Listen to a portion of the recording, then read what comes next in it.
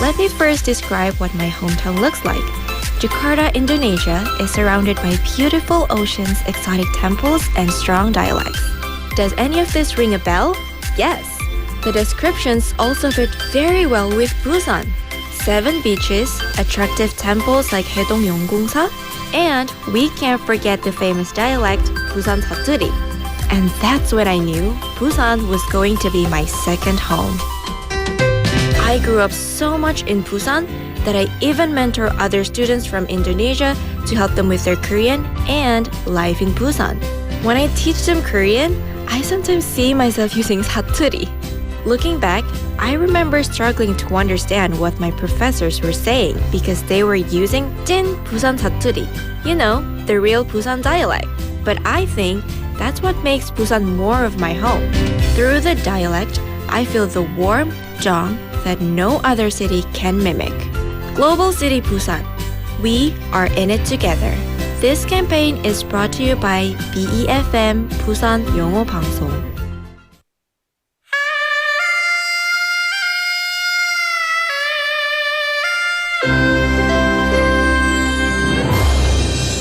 The time is now 7 o'clock.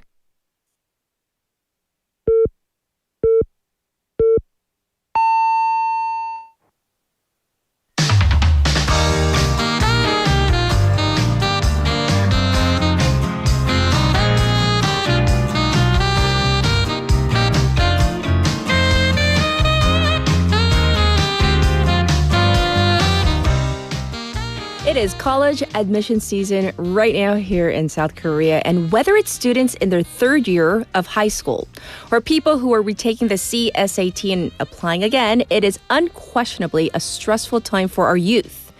So the CSAT, you know what it is, right? The Suneung exam. It is this single, all-encompassing 8-hour exam that largely determines a South Korean student's university placement, future career prospects, and even sometimes things like income.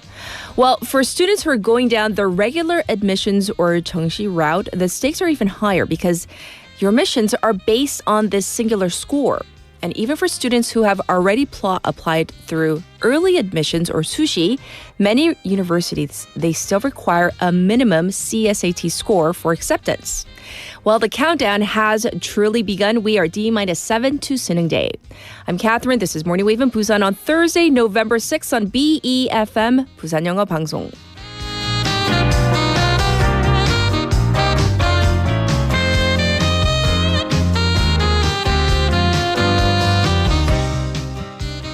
Good morning, Wavers. Welcome to our program on this Thursday morning. So yes, like I said in the opening, we are just exactly a week away from this year's CSAT.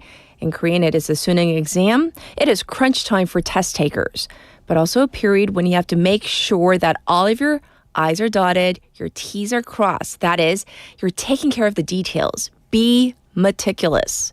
The Education Ministry this week releases guidelines on what test takers should watch out for. First up, the timeline.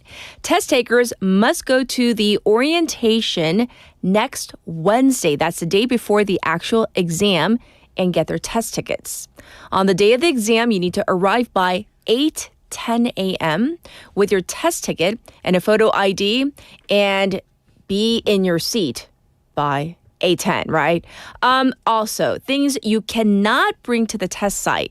Any electronics, meaning smartphones, smartwatches, tablet PCs, Bluetooth headphones, and yes, even e-cigarettes.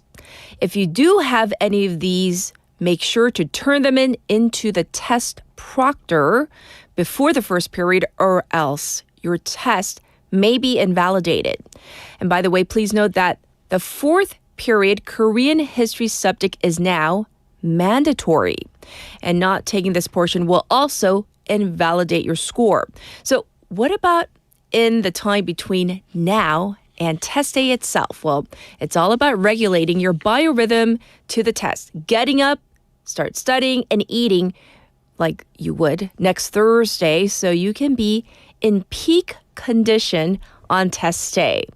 It is not the time to try anything new, and we're talking both about studying methods, and nutrition, like whatever you're putting into your body, including things like medicine and definitely those high caffeine drinks, those energy drinks, not good for you. So it's all about stability as we head into Sunung Day. That's next week once again. Can we just take a deep breath together collectively? Because I feel like we need to. As a nation, this is so important for our youth. And let's keep moving forward. Let's be supportive of all the test takers out there, whether it is their first time, their second time, or beyond. All right, we're going to get to our text topic. And yes, I know we're a news show, but this is very much related to one of our Wagga Waggle stories. Are you ready? Here we go. Who was your very first celebrity crush? Who is it now? So get those, juices rolling in your head, think back. 내가 처음으로 좋아했던 연예인은 누구일까요? 정말 궁금합니다. And also, 지금은요, 누구 좋아하세요? And it can be multiple people because if I said just pick one, it would be very difficult. We might have crickets. We might have silence. So I'm going to let you have multiple, choices. That's okay. Send them in to BFM's live stream, live chat on YouTube. So go to the YouTube platform, type in BEFM or 부산영어방송 to find our channel first, and then subscribe, log in, and chat with our other waivers from your phone. Pound 9050, shop 9050. That's going to cost you 100 won. You can also reach me for free through Kakao Talk. You got to find us first, our account, BFM, 부산영어방송, add us as a friend, and then you can send in your messages, and you can send in photos too. Very much related to our text topic, if you would like. And the ways you can tune into our program, Morning Wave in Busan, 90.5 or 103.3 FM. That's on the radio if you're in Busan. Yes, you can also check us out. Like I said, we're streaming live right now on YouTube. You can watch again at your leisure. We're also available on the BEFM app and the Papang app. Both are free and easy to download. Here is the lineup for today. It is Thursday. We have Dr. Ryu Sang-hyo coming in for Ask Dr. Ryu. Also, we have Vasana for Buzz Breakdown. And in hour number 2 for our special interview. So we have been focusing extensively on different angles of how AI is affecting our lives lately. The thing is this: how reliable are AI detection services? Because some professors or some, teachers, educators, they are very against using AI, especially for essays. And I understand why.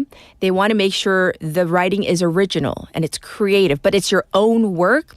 So what if you spend hours and hours researching, writing, and even revising an essay, but then you're told by your educator or whomever, hey, you cheated. This is plagiarized. This is not your work, but you really did do it. Well, let's find out the consequences of this in hour number 2 with our expert. I'll be back with news overview.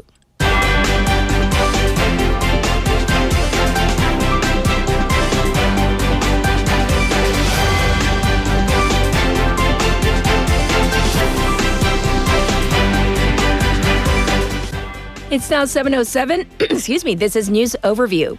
Kospi falls by near 3% to 7-month low. South Korea's benchmark Korea Composite Stock Price Index, or KOSPI, fell by 2.85% yesterday, with a tech-heavy Kosdaq falling by 2.84% from concerns over a potential AI bubble.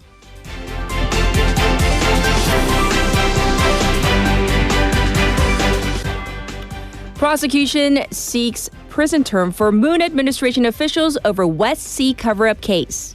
Prosecutors requested a 4-year sentence for ex-National Security Advisor Seo Hoon, 2 years for ex-National Intelligence Service Chief Park Ji-won, and 3 years for former Defense Minister Seo Uk over an alleged cover-up of the death of a fisheries official in 2020.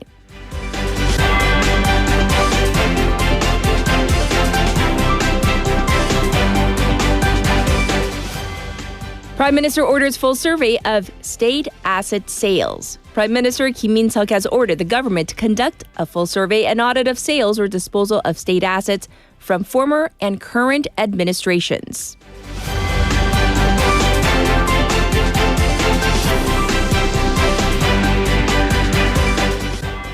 Justice Ministry submits arrest consent motion for Chu Kyung-ho to National Assembly. The Justice Ministry yesterday submitted the motion for the National Assembly to waive immunity of a city lawmaker from arrest for former People Power Party or PPP floor leader Chu Kyung-ho.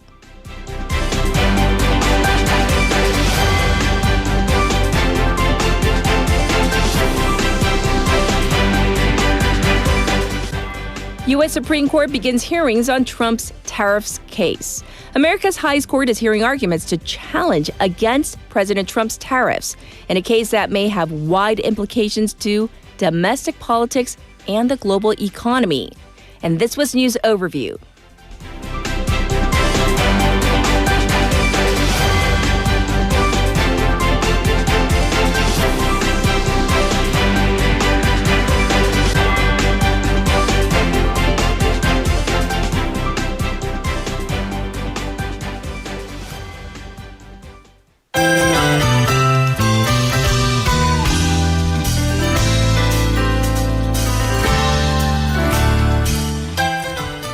It's time for Now in Busan. We have Sejin here. Let's say hi. Good morning. Hi. I hope you had a good day yesterday. Yes, it was. Good. Well, we're going to jump into our text topics because it is related to a story we're going to talk about later on. But who was your very first celebrity crush and who is it now? And it can be multiple people. So what would you say? My celebrity crush has always been Kim Woo-bin. Oh, And Kim Woo-bin, right? Yeah, Kim okay. Woo-bin. I heard Kim Bin. Okay, so I didn't. Excuse me, I didn't hear the ooh. Okay, Kim Woo-bin. Okay. And I like the someone who has broad shoulder and like Broad cool, shoulders. give a cool vibe, energy, give cool energy. And he has Yeah. that. And I saw him in person. Ooh, and So he's really tall. And He his is? like aura is beaming through. Just I can see right through at the distance. Where did you It's see him? I'm curious. At Busan Film Festival. So you were very happy, I'm sure, because Yeah. he's been your, was your crush, is your crush, right? Yes, always. Okay, very interesting. Thank you, Sejin. We're going to jump into our first local story. Busan was designated in a special way. So what is this? Busan just been named distributed energy special zones aimed at making electricity cheaper and smarter for local industry. Right. And so tell us what this is, because distributed energy zone, people might not know what that is. It's basically a system that allows electricity to be produced and used right where it's needed. And it's one of the core national energy policies under the new administration. Yes. It's designed to build self-sufficient local energy ecosystem as local energy operators can trade power directly within the region. Yes. So which areas in Busan are part of this plan? Eco Delta City, Myeongji District, and 6 major industrial zones in the city's western area. The technology behind it is the energy storage system, which uses lithium-ion fast batteries. They store surplus power and release it at peak times, boosting grid stability and cost efficiency. Yes. And I suppose AI plays a part in this too. Yes, the system connects with an AI-based smart grid to optimize energy supply and demand in real time. And this designation is going to yield significant benefit, about 15.7 billion won in annual electricity costs, and cutting 250 billion won in infrastructure investment. I see. So this is actually very much a good thing. So thank you for telling us about this, and of course for our listeners. Next up, October was a huge month for Busan, and I'm just not talking about festivals. The city saw record numbers of foreign visitors and a major boost in tourism spending. Indeed. During Festival Shuar, the number of international visitors and overall tourism spending jumped significantly. From September 21st to October 3rd, the city saw 25% more foreign tourists compared with last year. So which countries were they mostly from? Taiwan topped the list with about 19%, followed by Japan and China. Okay. And foreign visitors spent 34.6% higher than a year ago. Domestic tourism spending rose by just over 8%, the second highest growth in this country after Gyeonggi province. And people were staying longer too, I hear. Yes, long stay visitors, those staying over a week, increased by about 3%, and the average stay was around 3 days, even longer than in summer. Yes. Sales of the Visit Busan Pass also rose by over 70%. Major events included Busan International Film Festival, the Busan Craft Beer Masters Challenge.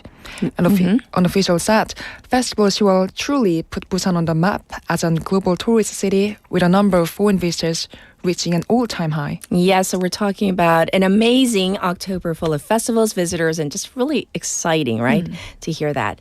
Well, next, let's talk about Kumjeongsan, which is now Korea's 24th national park. Are there new rules that we should know about? Yes, it's about time many hikers were wondering if the rules are about to change. Well, technically, national parks are subject to a variety of restrictions for hikers. But for this autumn, these regulations will not apply to them because the official designation date has yet to be announced. I see, so it's good to know. But once, I guess it's officially designated, there might be some changes, right? Yes, there will be off-trail hiking limit for ecological protection. Okay. During wildlife breeding seasons, access restrictions may apply, and mountain biking can also be banned. Group hikes must be reported, and bans on drinking or smoking. Fines range from 100,000 won for drinking to as much as 2 million won for smoking violations. Right, and when will these new rules actually begin? Do we know? The Ministry of Climate, Energy and Environment plans to publish the notice this month, and the relevant regulations will be put in place after the official designation date stated in that notice. They're targeting the ceremony in March, so spring is the likely start.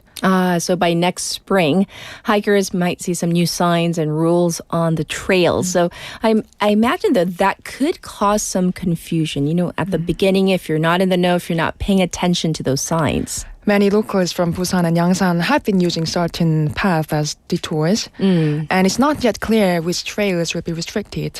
But the ministry said that as seen as Bukhansan National Park, they will minimize inconvenience as much as they can. A Busan city official also said as they've spent more than 2 years in discussions with locals, Yes. they'll make sure the changes don't cause major inconvenience. Yes. So once again, let's be aware. So when spring comes, we'll try to, announce the rules and regulations.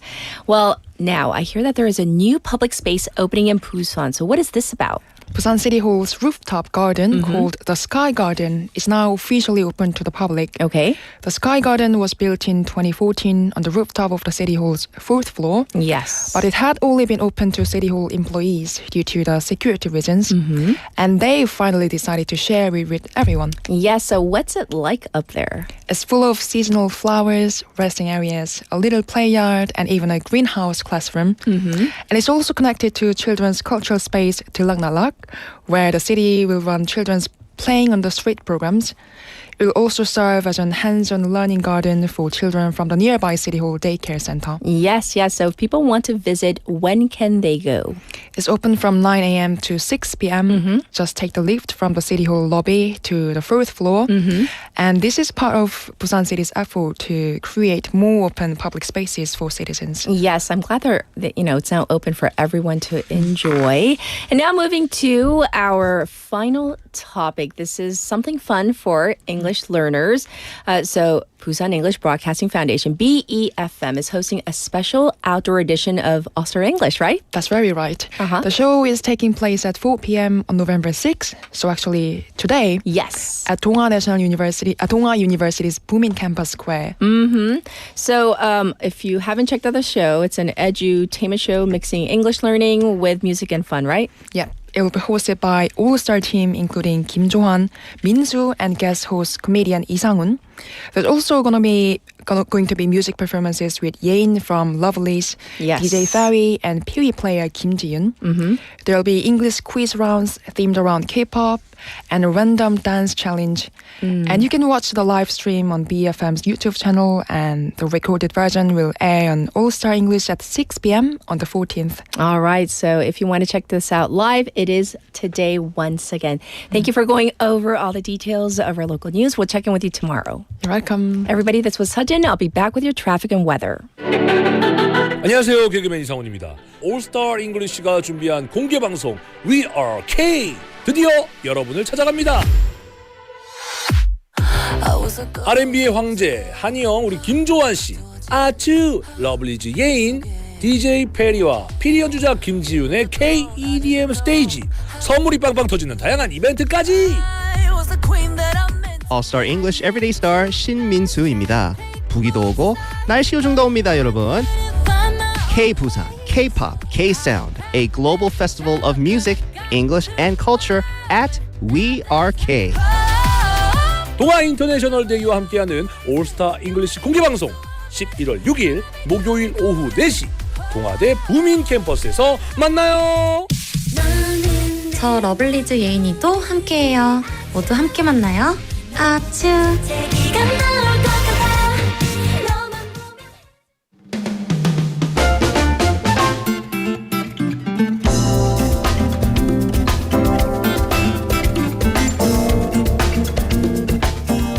It's now 7:19. Here's your traffic report.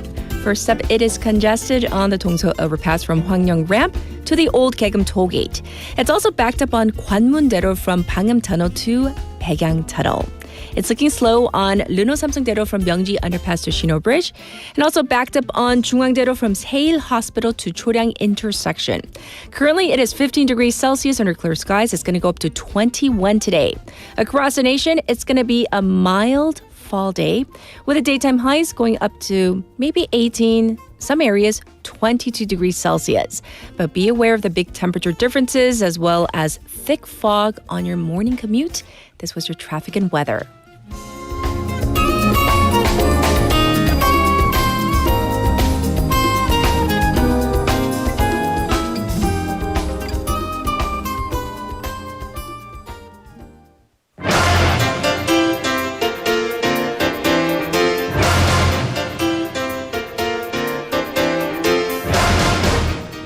It's time for Top Stories. We have Haley in the studio. Good morning. Good morning. And yes, I know we have a lot to cover, but we got to get to our text topic. We have because- important things to talk about. Yes. Like who was my first celebrity crush? All right. Which was? So I think my first idol was G.O.D.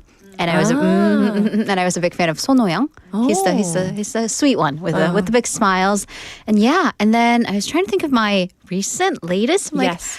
Honestly, the celebrity that I was infatuated with the last time was Kwan-sang, the face reader, the film, which I looked it up. That film's from 2013. Oh, gosh. So yeah, about a dozen years ago, Lee Jung-jae, of course, not the Squid Game. Lee Jung-jae, no, not him, but not Ki-woon Hee-hyung, but but the king. But the king, yes. I yes. have him on my list. Oh, you have a list. Because I have to We do could my bring job. lists. Yes. So on my list, Lee Jung-jae, 1995. 모래시계. That was like the first Korean drama I ever watched. 선생님. All right. 네.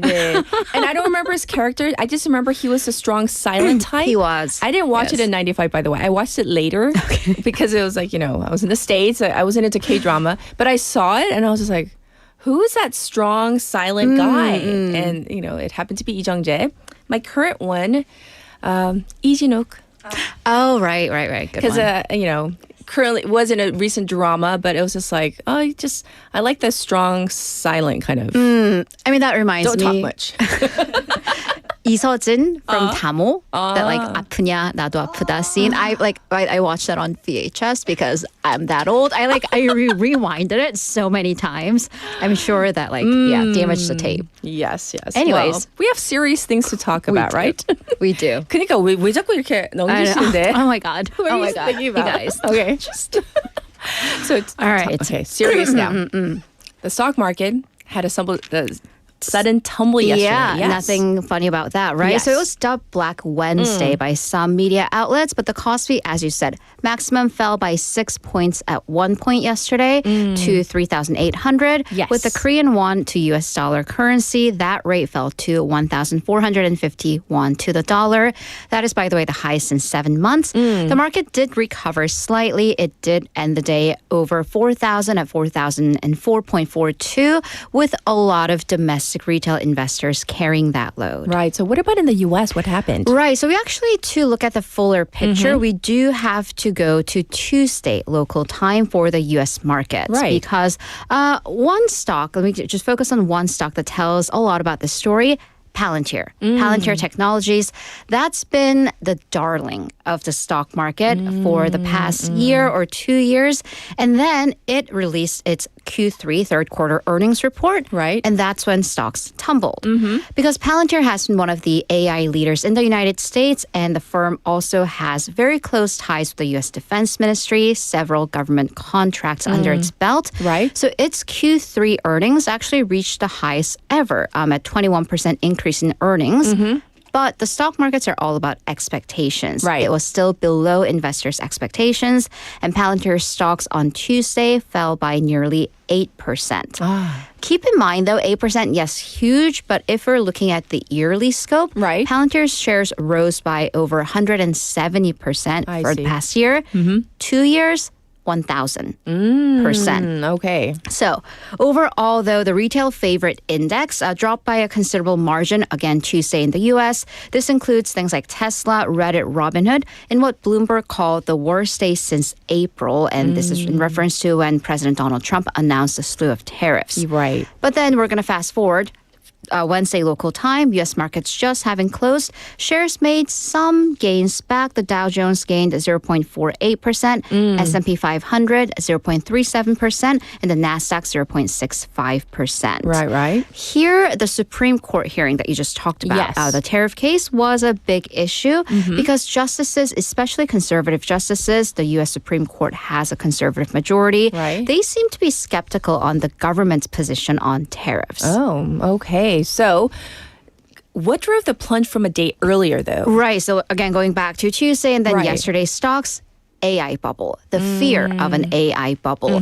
Because earlier, CEO of major Wall Street banks, Morgan Stanley and Goldman Sachs, Right. they questioned whether the recent surge we've been seeing in market valuation, would that be sustainable or is that just a fluke?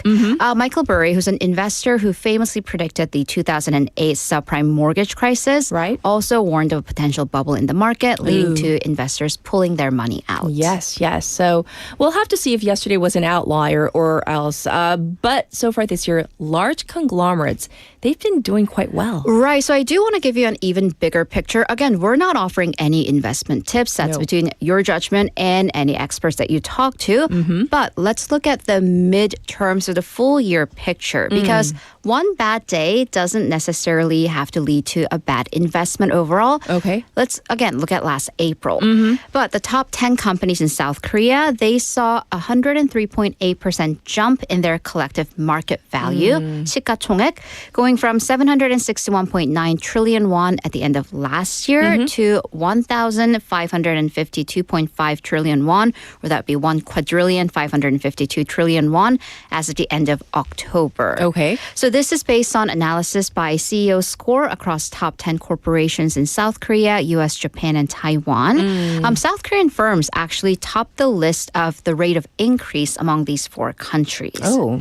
Yes. Well, which companies are we talking about? Right. So the companies that saw the biggest margin of increase was Tusan and Ability, 405% jump, followed by Hanwha Aerospace, SK Hynix, HD Hyundai, and Samsung Electronics. But in terms of market value itself, 삼전, right? SK Electronics, SK Hynix, and LG Energy Solution, they exceeded 100 trillion won in market value. Yes, so that's the domestic picture. What about other economies? Right, so Taiwan came in second place in terms of the rise in market value, and their market heavily led by semiconductors, especially the top corporation, TSMC, which has companies like NVIDIA, AMD, those AI chip leaders as Yes. its clients. So TSMC's market value came to 1,800 trillion won. That's a 44% increase. By the way, that is more than all top 10 South Korean companies' market value combined. Wow. Right, so it's huge. The US, although it had the lowest market value rate of increase, of course, has the biggest market, period. Right. All top 10 U.S. companies individually were valued at over 1 quadrillion or 1,000 trillion won. NVIDIA, 7,013 trillion won, 7 quadrillion and 13 trillion won, or that would be $5 trillion, which, by the way, because that number has too many zeros, but it is 11 times the market value of Samsung Electronics. Wow. So 11 Samsung Electronics equals 1 NVIDIA. That gives us, something to compare, at least in our head, theoretically. So, but as large corporations have been doing exceptionally well, the state of small and mid-sized firms in South Korea has been less than stellar. Right, so we are taking an econ-heavy view this morning because there's the opposite phenomenon where smaller businesses, small and mid-sized enterprises, they are struggling to even make ends meet with a very high loan overdue or loan delinquency rate. So this 연체율 loan delinquency rate is with IBK Bank. That's come to 1%. So 1% of its loans are delayed. Okay. So this is important because IBK especially specializes SMEs, loans for small and mid-sized enterprises. And this 1-point delinquency rate is the highest since the global financial crisis back in 2008, 2009. Okay. The story is more or less same for commercial banks, with the top 4 banks in South Korea marking a 0.53% loan delinquency rate for SMEs. That's the highest since the first quarter of 2017. So an official from the IBK Bank said that uncertainties at home and abroad, plus prolonged economic stagnation, they have all weakened these businesses. Yes. The government has requested these banks to expand their loans to smaller businesses. That makes sense given economic times. However, for the banks, and they're burdened with higher risks from these quote-unquote unhealthy loans. Yes. Well, thank you for giving us kind of the economic picture this morning. We're going to move on because there are going to be some changes to the emergency alert text message systems. Right. Specifically, these are regarding earthquakes, but we've all have had experience being woken up or, being alerted, alarmed from these messages from earthquakes. And then you look at it, and this is far away from where you are, or you didn't feel any tremors. Yes. That's because right now, the Korea Meteorological Administration, or the KMA, sends emergency disaster alerts. These are the ones that you cannot control on your phone. The alarm will go off, 긴급재난문자, to the city, county, district for any tremors of magnitude 2 or above. 2 is very minor. Right. It is classified as calm conditions where few people on the upper floors can feel tremors. Yes. And yes, we do want to be in the know, but we also don't want to be woken up for every single, alert. What are the new changes? Right. So from next month onward, for earthquakes with a magnitude of 3.5 to 4.9 or higher, disaster alerts will go out to cities, counties, and or districts where the expected tremors will come to 3, magnitude 3 or above. Okay. And this is when you are going to be significantly able to feel the tremors on the upper floors inside, or when you have a parked car, you'll see the parked cars shake a little bit. So it's more tangible. Yes. For areas that have an expected magnitude of 2, a safety alert will go out. That's the one that you can mute in the functions of your phone. So these changes are happening because a lot of people complained about the loud disaster alarms for situation where you didn't feel anything. By the way, that's because these disaster alarms have to come with a 40 decibel alarm. That's quite loud. Yes. I remember one went off in the studio, and I was just like, we collectively were like, what happened? For our final story, it's an international one. The polls are in. Let's talk about the elections that happened in the U.S. Big night for Democrats as they have won the mayoral race in New York City with 34-year-old Zohran Mamdani. He's the first Muslim mayor of the biggest city in the U.S., population of 8 million people. I actually have a clip from his speech. Let's take a listen. So Donald Trump, since I know you're watching, I have 4 words for you. Turn the volume up. New York will remain a city of immigrants, a city built by immigrants, powered by immigrants, and as of tonight, led by an immigrant. You can definitely hear the energy. So he is an icon, the newest icon of liberal politics. A socialist Democrat ran on an affordability platform to make New York affordable. Yes. Well, the key now, though, challenge is whether he will be able to govern this city of 8 million people, make rent stabilization, free buses, and free childcare platform come true. But then looking at other areas, historic night for other regions as well. Democrat Abigail Spanberger will become Virginia's first female governor. Okay. She's a former congresswoman, a CIA officer. She defeated the incumbent Republican who had Trump's endorsement. Democrat Mikey Sherrill also won New Jersey's gubernatorial race. She comes from a military background, a very conventional politician, as you see, a U.S. Naval Academy graduate, helicopter pilot, and a former prosecutor. California also had this proposition, Prop 50, on the ballot that seeks to redraw district lines in what's called gerrymandering, basically giving more seats to Democrats in the U.S. Congress. Kind of also on an anti-Trump side here because President Trump tried to do that in some conservative states, and California Governor Gavin Newsom kind of introduced this as a countermeasure. So all in all, although Donald Trump's name was not on the ballot, it was very much targeted towards the current Trump administration, year one into the term, and could well very much be a barometer for the midterm elections coming up in another year. Yes, yes. Well, thank you for going over all the top stories. We'll check in with you in our number 2. Thank you, Haley. See you in a bit. All right, we are ready for our first song break. And this is a song, may I say, PD님? It's from our PD님's singing group singer crush, Hot Fresh by Daybreak.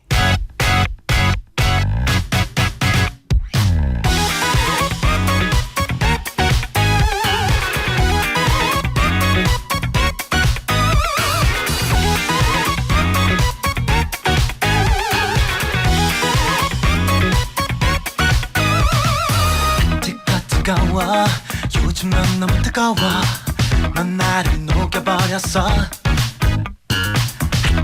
뜨거워 우리 너무나 뜨거워 모든 걸 녹여버렸어 하얗게 하늘이 열리고 햇살이 춤추고 세팅은 너무나 완벽한 today It's so hot 우리끼리 둘이 뜨거운 바람을 가르며 떠나요 You're so hot So I love it love it love it 하얗게 타버릴 때까지 미친 듯이 놀아요 털어버리고 내일이 없는 것처럼 놀아봐요 핫 뜨겁게 Oh yes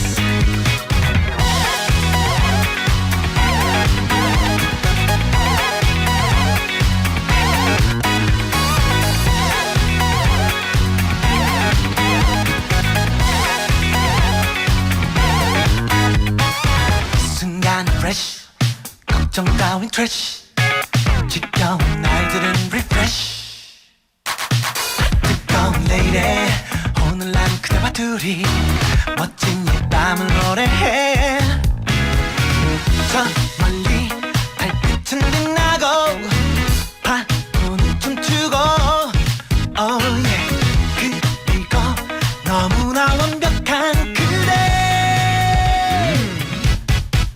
It's so hot 우리끼리 둘이 뜨거운 바람을 가르며 떠나요 You're so hot So I love it love it love it 하얗게 타버릴 때까지 미친 듯이 놀아요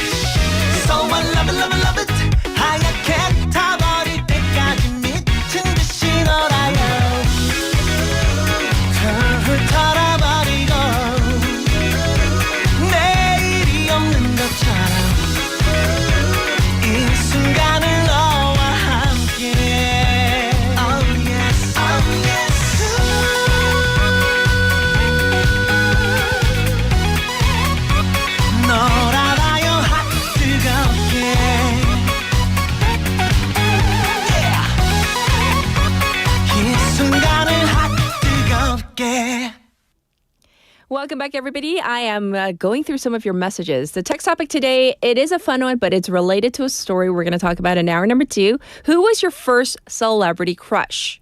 And what about now? So I said, it's okay. You can have multiple, picks. You don't have to choose only one. Benny says, for him, it's Sandra Park and Hedy of Girls' Day. And there's a reason, he says. He says, Sandra be repping the Philippines. Yeah, because she grew up in the Philippines in a good way. And Hedy, he writes the visuals. And he says maybe it's a male bias, but those are his picks. But you know what? It's all about your own personal choices. So there's no judgment from anybody here. Definitely not. And then we also have a message from Taejin who says 가을 동화 보고 남자가 저리 잘생겼나? 하면 빠져든 원빈. 원빈. 내 멋대로 해라 보면서 네 멋대로 해라 보면서 나의 이상형은 이젠 이나영. But they got married, did they not? 이나영 and 원빈. But you mentioned 가을 동화. For me, Wonbin was okay, but for me it was all about what was his name? Song Seung-hun? Is that his name? I had a crush on him. That was like one of the first Korean dramas, K-dramas I saw, and I was like, who is that? And who is this Song Hye-kyo? To me, it was like a whole new world. 신세계였어요. Just to see Korean people and these, what I thought at the first time were these amazing dramas. Well, now we're going to get to Ask Dr. Ryu.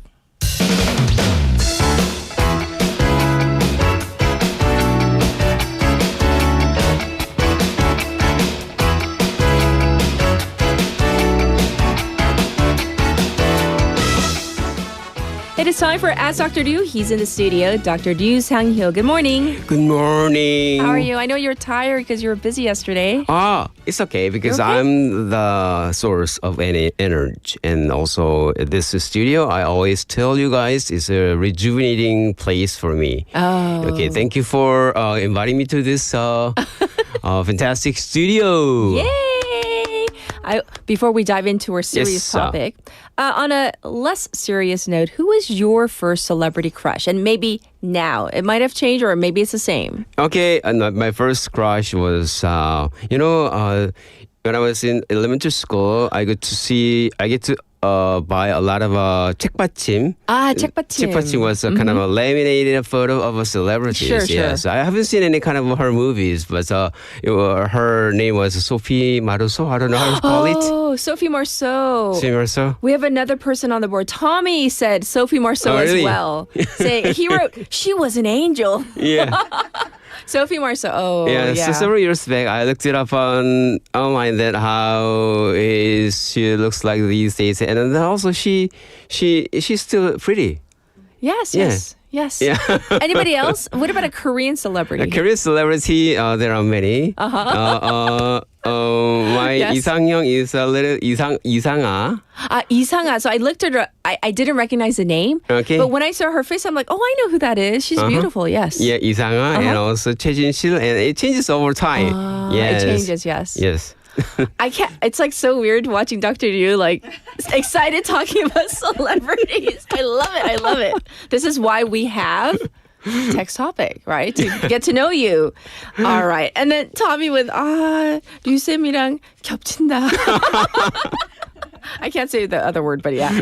Let's jump into our topic for today. What are we talking about, Dr. Ryu? Okay, today's topic is about sarcopenia. Sarcopenia. I have no idea what that is. It sounds so scientific. So what is sarcopenia? Okay, sarco means, in Greek, it means flesh.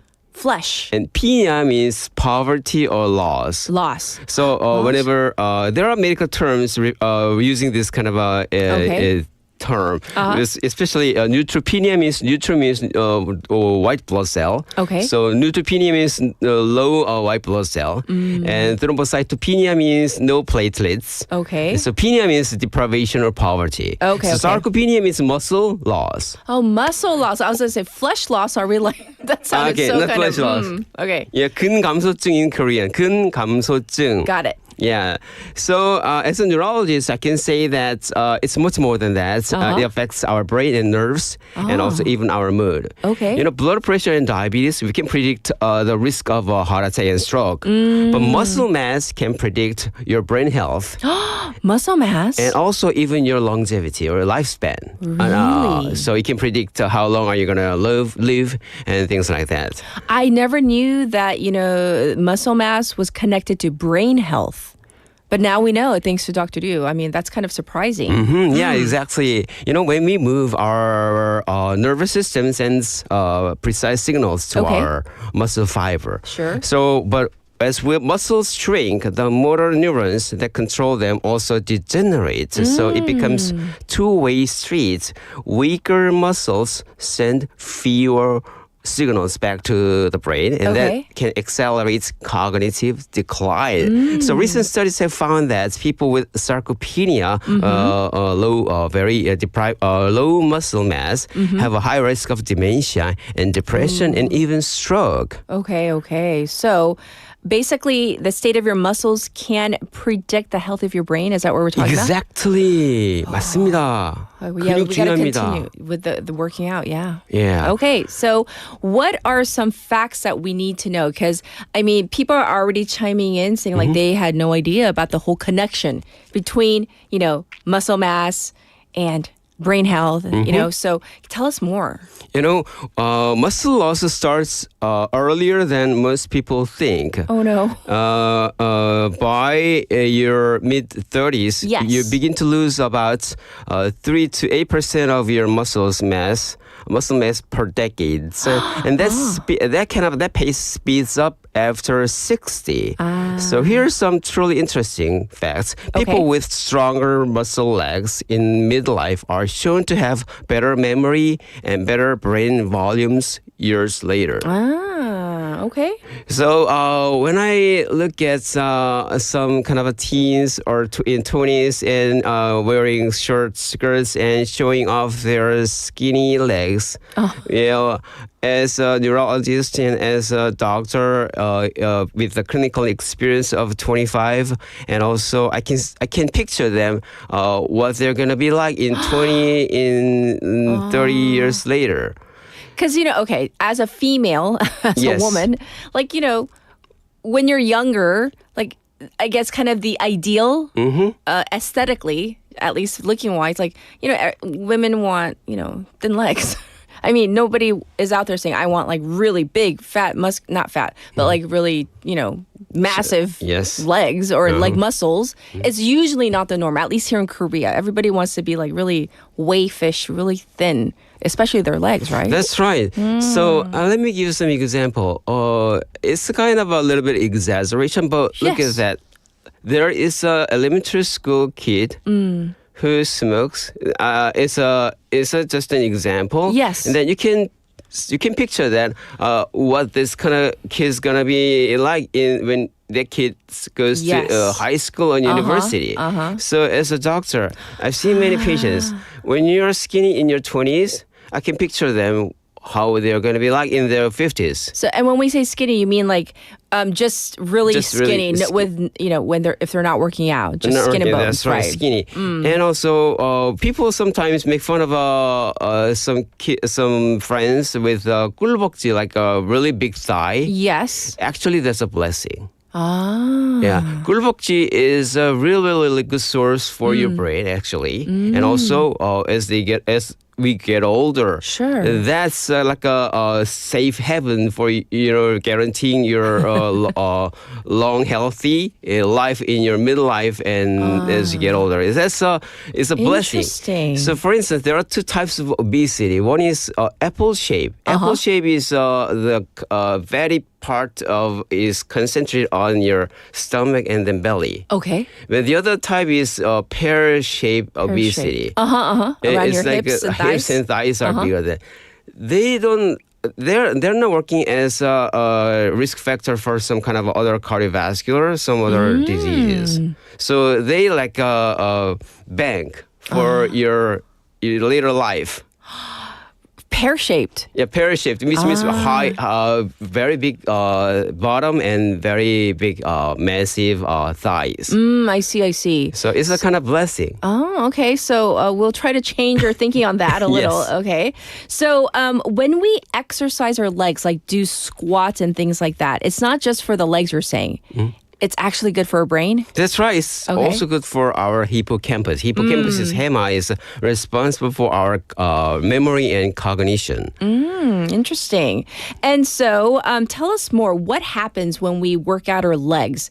I mean, what happens with the movement? What does it do? Yeah, movement, when we move our body, it increases our blood pressure, blood flow, not pressure, blood flow, yes, and oxygen and growth factors that help neurons stay alive. Okay. So that's why physical activity is one of the most strongest protector against dementia and Parkinson's disease. Yes. And I'm going to tell you some about the myths about this kind of muscle-related problems, issues. And then one myth is muscle loss is inevitable. Do you think it's true or not? I've heard that, and I've heard people say that. I'll be honest, 나이가 잘 들면, 다리가 뭐 살이 빠지고, they get skinnier and weaker.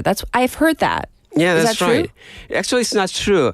Even in your 80s or 70s, the consistent resist training can rebuild muscle fibers and restore strength. Remember the other day I told you about Jenny Rice, who is a Korean American who ran a full marathon course in her mid 70s. Yes. She started learning after she was mid 30s, something like that.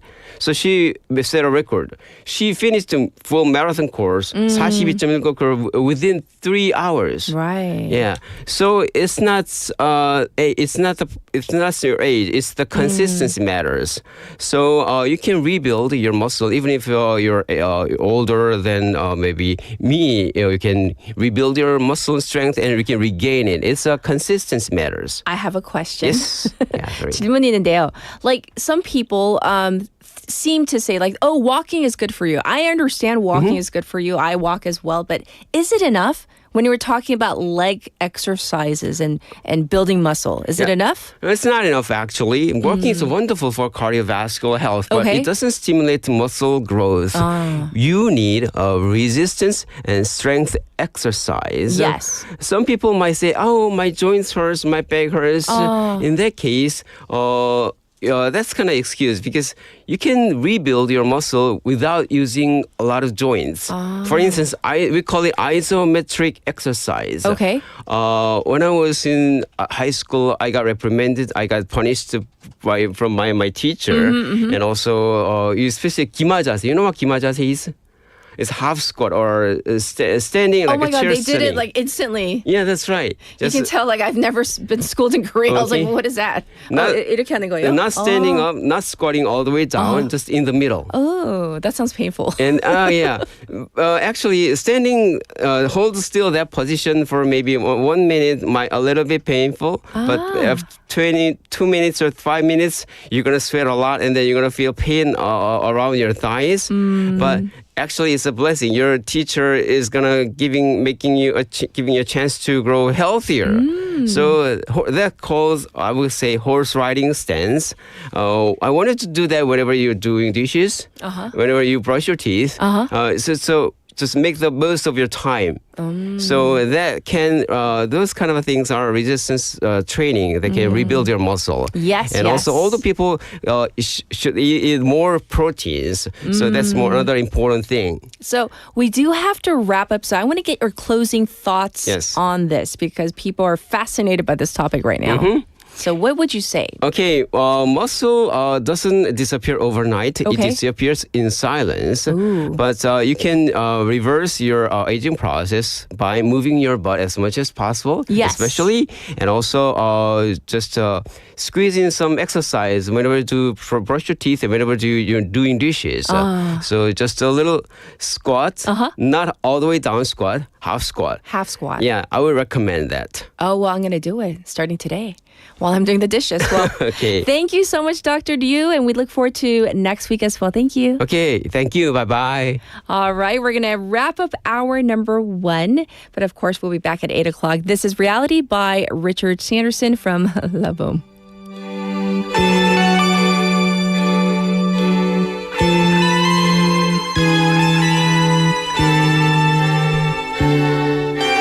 Met you by surprise.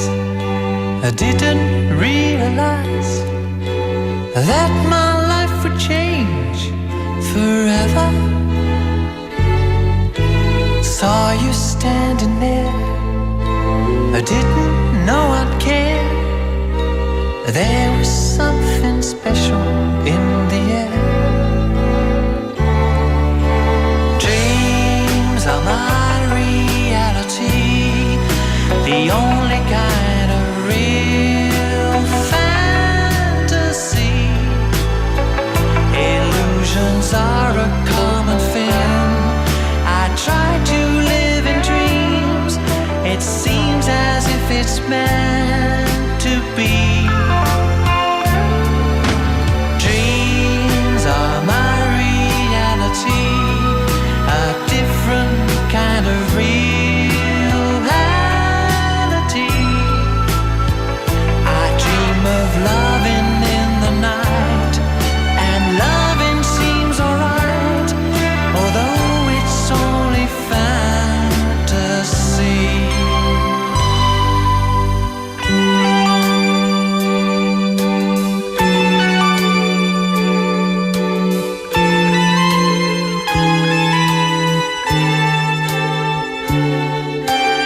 If you do exist, honey, don't resist.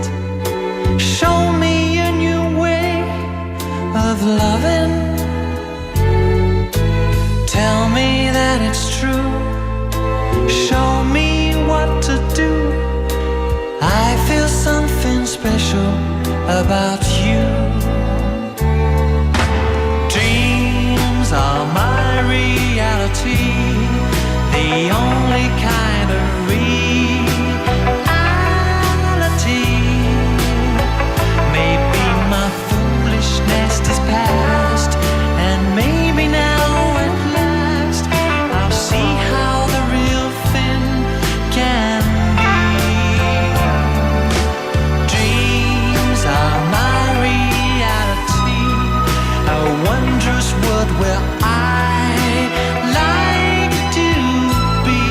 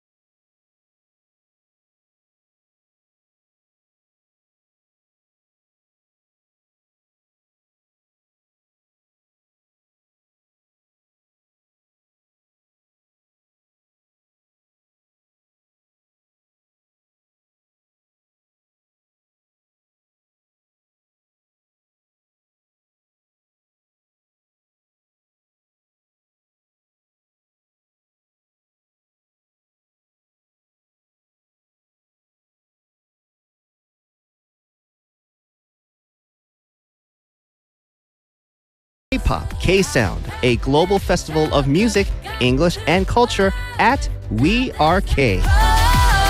동아 인터내셔널 데이와 함께하는 올스타 잉글리시 공개방송 11월 6일 목요일 오후 4시 동아대 부민캠퍼스에서 만나요. 저 러블리즈 예인이도 함께해요. 모두 함께 만나요. 아츄.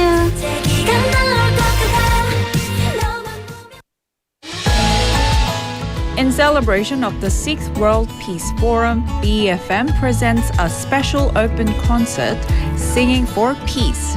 Join us on Friday, November 7th at 4 p.m. at the Westin Joseon Busan Grand Ballroom.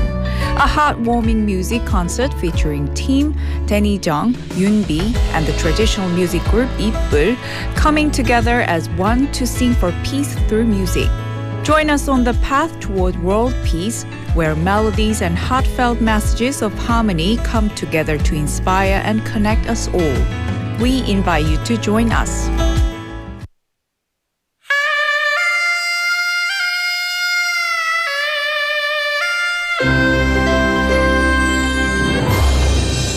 The time is now 8 o'clock.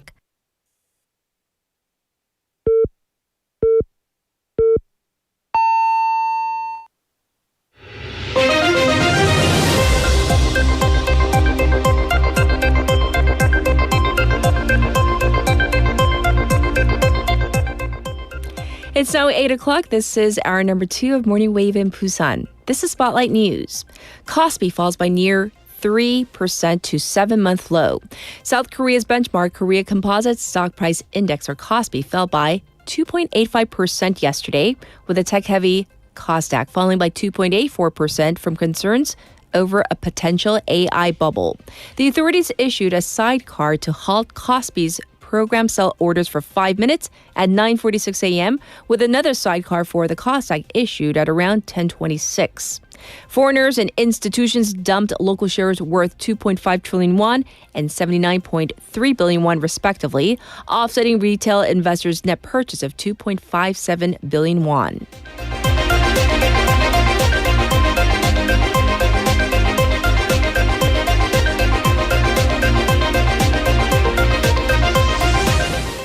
Prosecution seeks prison term for Moon administration officials over West Sea cover-up case. Prosecutors requested a 4-year sentence for ex-National Security Advisor Seo Hoon, 2 years for ex-National Intelligence Service or NIS Chief Park Ji-won, and 3 years for former Defense Minister Seo Wook over an alleged cover-up of the death of a fisheries official in 2020.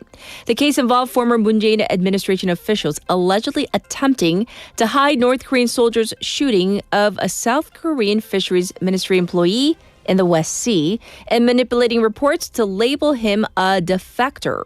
The prosecutors said the case was a serious crime that deceived the public and socially disgraced the family of the victim. The court will announce its verdict on December 26th.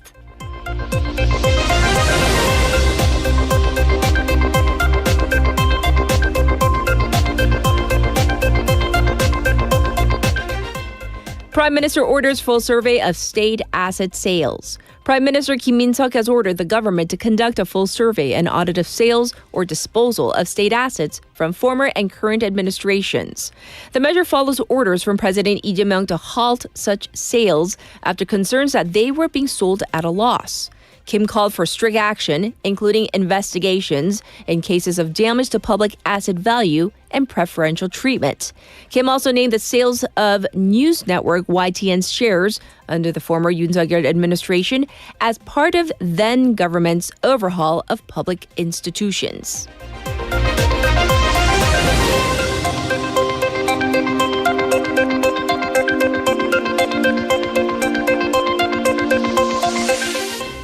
Justice Ministry submits arrest consent motion for Chu Kyung-ho to National Assembly. The Justice Ministry yesterday submitted the motion for the National Assembly to waive immunity of a sitting lawmaker from arrest for former People Power Party or PPP floor leader Chu Kyung-ho.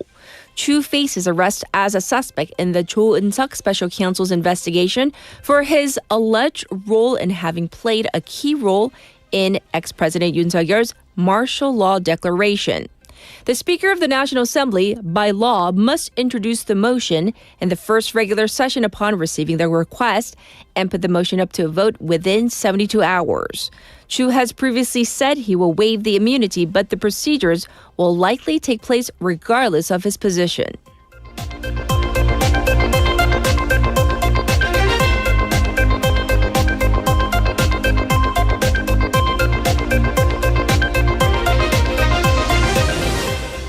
U.S. Supreme Court begins hearings on Trump's tariffs case. America's highest court is hearing arguments to a challenge against President Trump's tariffs in a case that may have wide implications to domestic politics and the global economy. Conservative justices on the bench have sharply questioned the government's justification for the import duties, as the case surrounds arguments that only Congress has the power to impose taxes. However, the U.S. Treasury Secretary has said that the administration will take other measures to keep the tariffs even if they lose the case. And this was Spotlight News.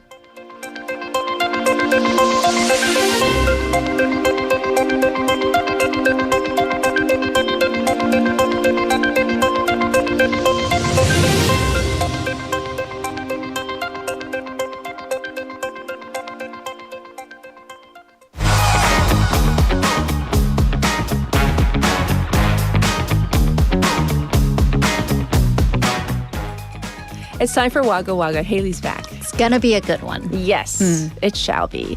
Well, for first one, this is this huge debate over potentially banning late night or early morning parcel deliveries. All right, Really? so show of hands. How many of you use 새벽 배송, the early morning deliveries? It We have came today. One, two. I see Vasana, Vasana. 2 outside the studio, 3, 4. Interesting. You don't use it? I don't. Yeah, I don't. Well, I have the privilege of delegating domestic duties to other family members, aka my parents. Do they? No, they like to go to the grocery store. They actually, we collectively as a family Like going? like going to grocery. They're fun. They're They like are. treasure troves where you have to pay money for stuff, but still. But then I do run into our Deng delivery person. Like when she comes to deliver and when I come here, it's the same. So it's like, no, morning. Yeah. Yes. Anyway, so these are, as you can see, current company notwithstanding, a staple of South Korea's daily life. Yes. E-commerce industry. But this has also at the same time raised concerns about the health of those delivery workers. Okay. So earlier this week, this is where the controversy began. The Korea Federation of Logistics Workers Unions under the Korea Confederation of Trade Unions, they held a meeting that was hosted by the Democratic Party. Here, there was a proposal on a full ban of these early morning deliveries, specifically between midnight and 5 a.m. So why they cited data from the International Agency for Research on Cancer that categorized late night labor and these late night shifts as a class 2 carcinogen. Yes. And also we've seen a 9% jump in late night accidents involving these parcel delivery workers. Right. So that's the side for banning early morning deliveries. But there are people who are against this. Right, absolutely. And this comes from both sides of the equation. People who are recipients of these deliveries and then people who are doing the deliveries themselves. Okay. Pretty much everybody else, the industry and consumers. So they say, according to industry, there's an estimated 20 million people, including single-person households, dual working parents. So basically people who are too busy, who do not have time to go grocery shopping. That need to make use of these early morning deliveries. And in case in point, my parents are retired. That's why we can go. Okay. E-commerce giants say that these early morning deliveries are their core competitive edge. And this could very much shake up the foundation of this industry. Right. And some delivery workers are also against this, meaning ending the 새벽 배송. Right. They want to keep working. So for example, the Coupang Partners Association. So these delivery drivers are not directly hired by Coupang, but they are self-employed persons. It's a group of 10,000 Coupang affiliated drivers, and they're opposed to this. So a quick survey among the workers showed that 93% were against the ban. Reasons being, if you're working early morning, there's fewer traffic. So it's going to be more efficient. You do get higher pay, and also elevator usage is contentious because I mean, if there's only one elevator, like there's in my apartment building, and I need to go down, but if it's stopping on every other floor, I see. Say that's at 9 o'clock in the morning, there are gonna be issues. But if it's at 6 o'clock in the morning, it's less of an issue, That's right? true. And then also delivery workers can use a flexible daytime schedule. So online shopping industry associations and charter bus associations of drivers, they also oppose the ban. But the government right now is currently taking a careful stance and acknowledging that this, of course, is an important industrial issue, but they do want to be cognizant of the health of the workers. Yes, indeed. All right. Let's move on to our next story. And this is a tragedy involving a tourist in a case of drunk driving. Right. So this is tragedy that happened this past Sunday over the weekend. A mom and daughter from Japan, they were hit by a drunk driver in Seoul. So the driver was a man in his 30s driving a white SUV. He rams into the sidewalk, hits two pedestrians, turns out the mother and the daughter. He keeps going, drives for some 20 meters more, and then stops inside a park. Yes. The pedestrians were a mom in her 50s and her daughter in her 30s on their first day in South Korea, traveling from Japan. The mother unfortunately died. The daughter is still hospitalized, and she's being treated for injuries. Yes. So the police investigation revealed that the driver wasn't even aware that he was driving. He was that drunk? So intoxicated, and he allegedly drank about 3 bottles of soju. I couldn't find his blood alcohol concentration. I'll get you that if necessary. And he is now under custody. The police requested an arrest warrant, and the court ruled yesterday that he was a flight risk. So he's in custody. This case, naturally, has made waves in Japan. I mean, it is egregious every way you look at it, but it has also now become an international embarrassment because it's not just this particular case. They've also raised issues with how drunk drivers are prosecuted and punished or perceived lack thereof. So the son of the victim, he wrote on social media saying that his mother died in this accident, but that he also heard, he did a little bit of research and found out that drunk drivers in Korea are not punished very heavily. Right. And then Japanese media also reported on this story, pointing out that South Korea, here are some numbers compared to Japan. The South Korea's population is about half the size of Japan's. But we also have a DUI, driving under the influence, accident rate about 6 times that of Japan's. Yes. Maybe you could argue maybe they have fewer cars. Well, by the way, Japan has about triple the number of registered vehicles. Right. So the discrepancy in punishment. According to reports, a fatal drunk driving accident in Japan would result normally a 30-year prison sentence. South Korea has a Supreme Court sentencing guideline, which judges 99% they abide by because if they don't, they have to write a separate opinion. 8 years. 8 years? Which, you know, it's not even about the foreign tourists. This could potentially affect every single one of us. Absolutely. Yeah. So I don't know. There are a few things that we do speak up on our, our own opinions. Tougher because sentencing. I don't We think need there it. are both sides to this story. Right. All right, up next. This next story is an important one about how the work to return the remains of veterans should never end. Fortunately, they are still ongoing. Yes. But the Defense Ministry has this excavation team for remains of Korean War veterans. And it has recently confirmed the identity of the remains it found on the summit of a mountain, Mount Tom in Pohang, back in March of 2005, so 20 years later. Yes. The remains belong to a Private Yang Ihan, who likely enlisted in July of 1950, so right after Korean War broke out.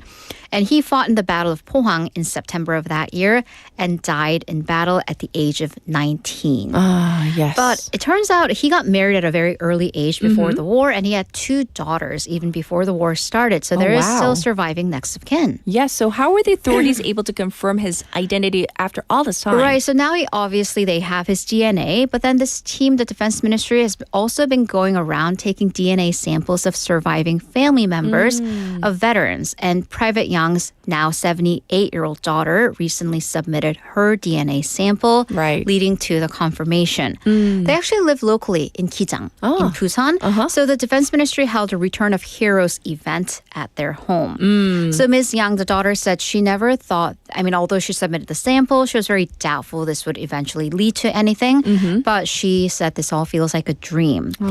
He, by the way, is the 14th veteran whose identity was confirmed this year and 262 since the project began 25 years ago. Well, it took so long, but finally a match was made, able to confirm his identity, which of course gives some sort of closure. Absolutely. Right? Well, thank you for that story. And now we're going to switch gears. We're going to end on a very lighthearted, fun story. And I said it that way because, it's all about changing the mood. And I said it. It is a lighthearted story. Here we go. It's just going to be a very light, fun story. This is Tis the Time. Yes. The end of the year list rolling around, blank of the year. And we have People Magazine's Sexiest Man Alive of the Year. And that award goes to one Mr. Jonathan Bailey. Dun, There dun, we dun. go. There we go. Yes. Again, this is fun. And this is what Waggle is all about. Of course. So he's 37 years old. British actor, famous for his, he has extensive stage experience as well. Yes. But Wicked. And so he's a singer and a dancer, Bridgerton, and Jurassic World. And then on top of this, he did make history, the magazine's first openly gay man to win this title. So he was talking to Jimmy Fallon on The Tonight Show and said it was an honor of a lifetime. And the man's funny. He thanked Fallon for turning it down so he could have it. So, yes. He has a sense of humor to boot. We do like a guy, anyone with a sense of humor. That's right. So there we have it. Yes. So what do you think of this pick, by the way? Do you people care even? No, because some people have thoughts on the person, this year's choice or last year's choice. Let's be aware. This is very much a promotional, a PR stunt. Usually people who make it to that cover of the magazine, they have films to promote because the sequel to Wicked, For Good, is coming out. But the dog is so cute. The dog is very cute. Yes. And so, that's why we asked you the text topic about who was your first celebrity crush. Who's your current? He is many people's current celebrity crush. And I have messages I already mentioned some of the celebrities, but Brooke Shields has come up in the conversation. Yeah. Still is beautiful. And, and today it's all about, I know we don't want to be into lookism and judging people by their looks, but we're not. The whole point of a crush. I'm sorry. Oh, no. I'm in the wrong room then. No. Let me remove myself. The whole point of a crush is you don't know them. You don't know their personalities. You are judging them by their... Or the by the... is not because of their personality. Right. By the character they play. Chad Michael Murray was... Chad One Tree Hill. Murray. Yeah. Okay. So Leslie also mentioned... Leslie, this will date you. And me too. But she says she remembers being 10 years old and having a huge crush on both Scott Baio, oh my gosh, throwback, Charles in Charge, and also Ralph Macchio from the original Karate Kid. If we're going classic Hollywood, I'm also not 7 years old, but I was raised on the Roman holiday, so Gregory Peck was a big crush. Yeah. And Marlon Brando in A Cat on a Hot Tin Roof gave teenage Haley some feelings. All right, we're going to call it a wrap. We could do 2 more hours, but we can't. So thank you. We'll check in with you tomorrow. Bye, Haley. You. All right, we'll be back with your updated traffic and weather.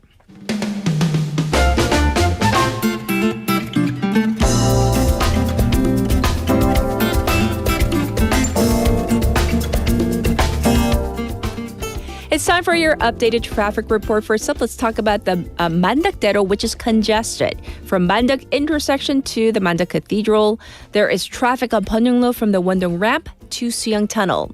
It's also congested on Chungnyeol-dero from Minam to Naseong intersection, and it's looking slow on Nakdong-Namno from Hadan intersection to Haguwon Bridge. Currently, it's 15 degrees Celsius under clear skies. It's going to go up to 21. It's going to be a mild fall day across the country with a daytime high going up to maybe 22 degrees depending on where you are. But there's still a big gap between the low and high. So you know what to do. You need to wear layers, bundle up if you need to, and of course, take care of your health. This was your traffic and weather.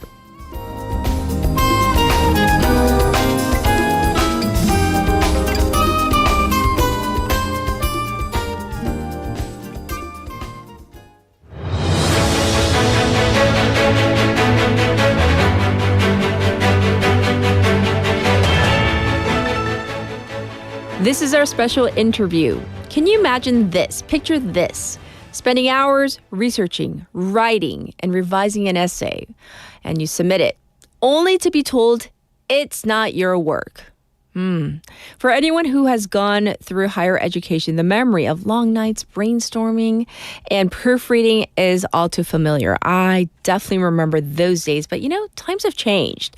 Today's students often rely on advanced technology, including artificial intelligence or AI, to assist their learning. To ensure academic honesty, many universities now use AI detection systems to check whether assignments were written by students themselves or generated by AI tools.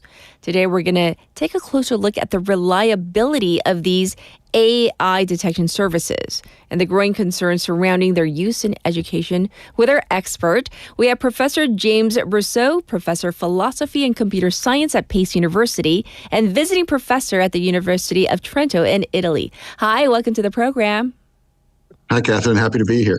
Yes. So recently, this story, a college student on Long Island says that he was wrongly accused of using artificial intelligence or AI to write an essay. So this kind of boggles the mind because you would think that these systems, they are able to pick them out. So how common are cases like this?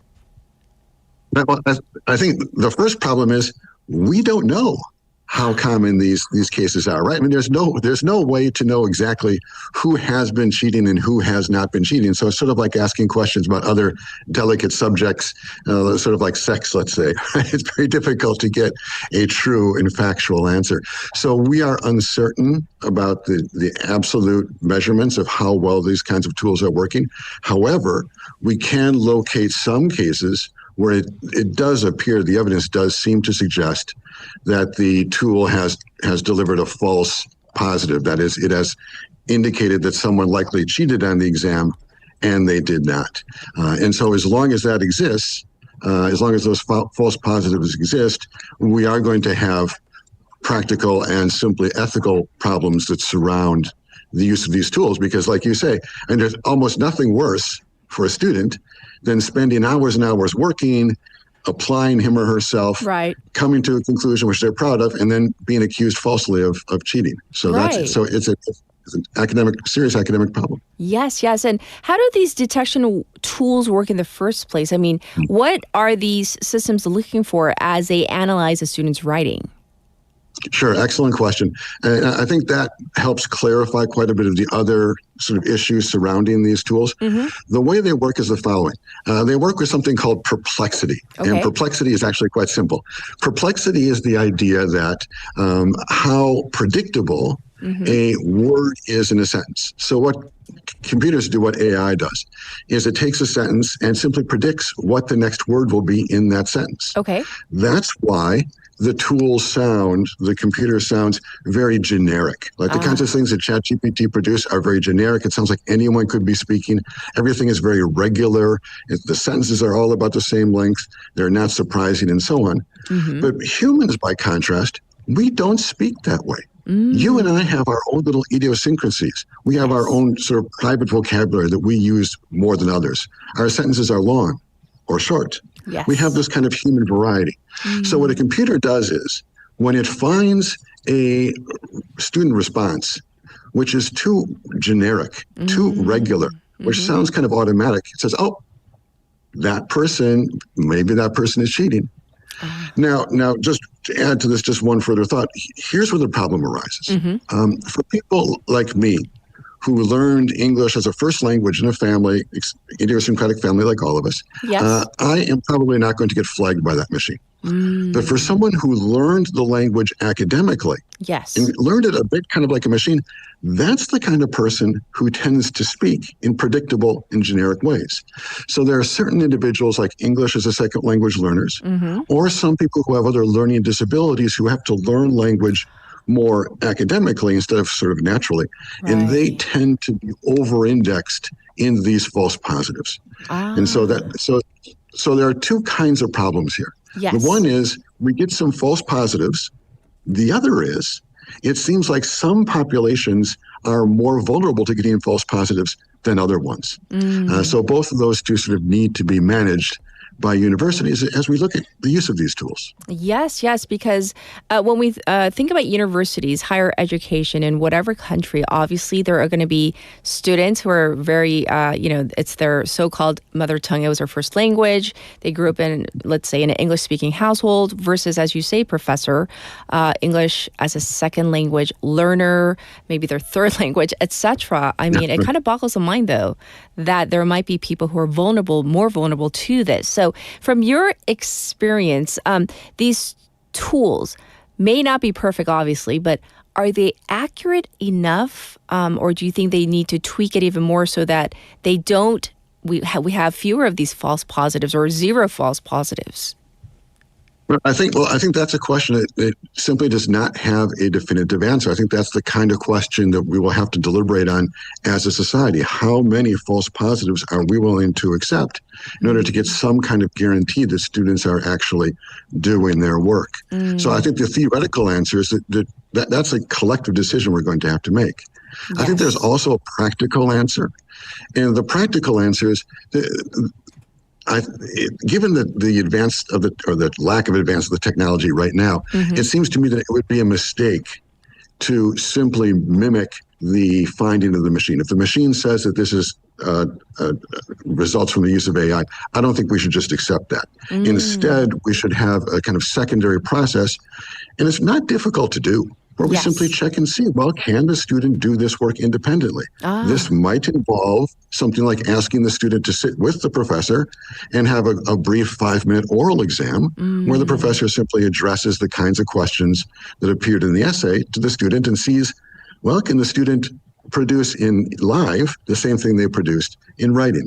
So there are a lot of things that we can do that would allow these tools to be used in a way which I think we could consider responsible, because we would limit the false positives while also encouraging students to actually do the work, which is what all of us want from our universities. That's right. But we do need to take that second step, which is not just trust the AI, but trust and verify, let's say, the AI. Okay. That's the critical point here. So how can educators use AI detection responsibly while still maintaining that, a great relationship with the students and also be fair and, we generally want to be trusting of the students, but how do we go about doing that? Right. So I think this brings up a second sort of direction of problems.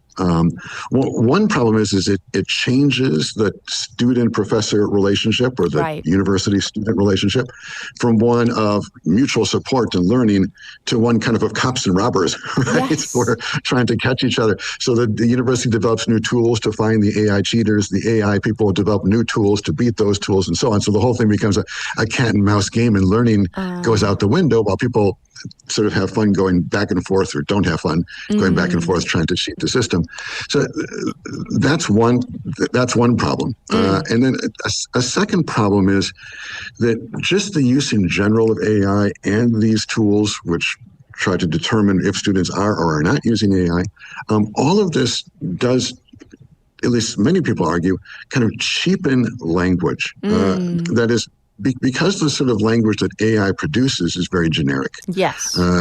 It's not individualized. It encourages, or rather, it reduces the entire level of discussion.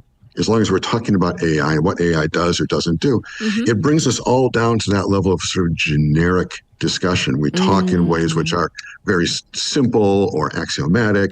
We talk in ways which are not individualized and so on.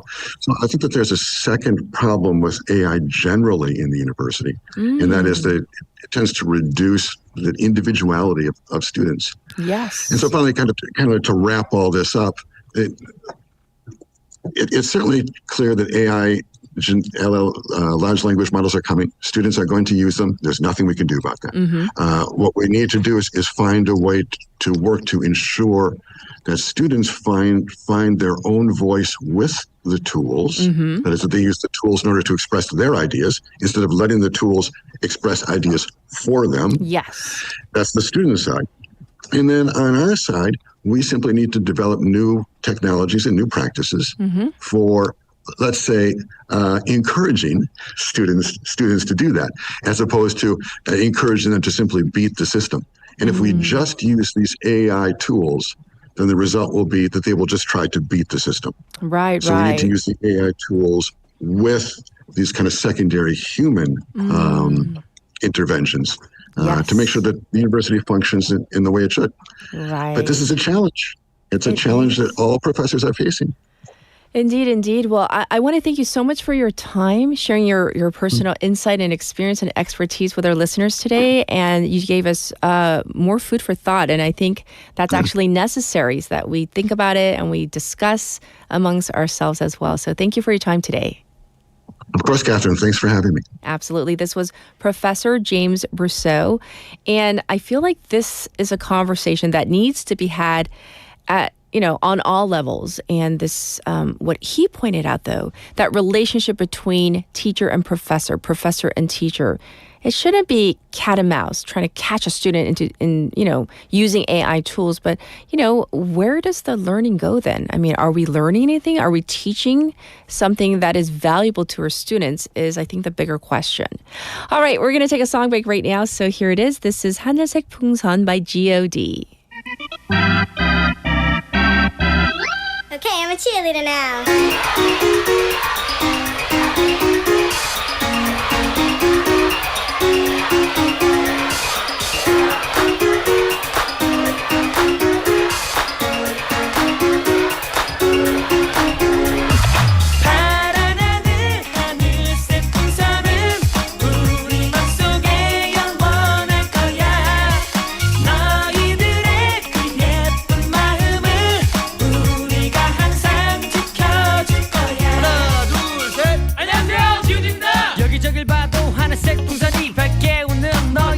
그래 바로 이거지 G.O.D의 힘이지 열려있어 언제든 들어와도 되는 걸 더 이상 부럽지 않은 걸 너희가 있는 걸 모두 웃는 얼굴 되는 걸 하나 되어 앞으로 가는 걸 난 되니 말은 되지 하나 둘 셋 늘어난 하늘색 물결 속에 나 이제 내가 바라던 간절히 원했던 그 꿈 속에 이제 너희들이 꿈을 찾게 우리가 보답해야 할 차례 이제껏 우리 지켜줬듯이 걱정 마 너희를 지켜줄게 반드시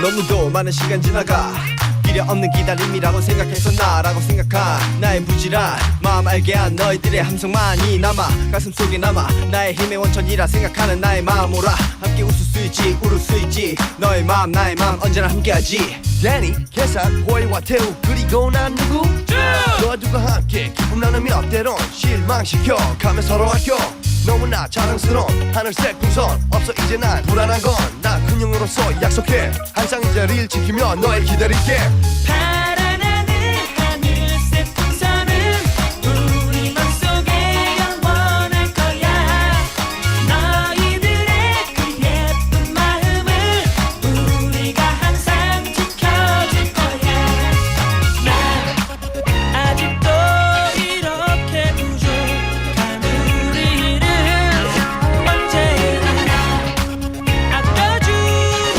너희들의 그 사랑이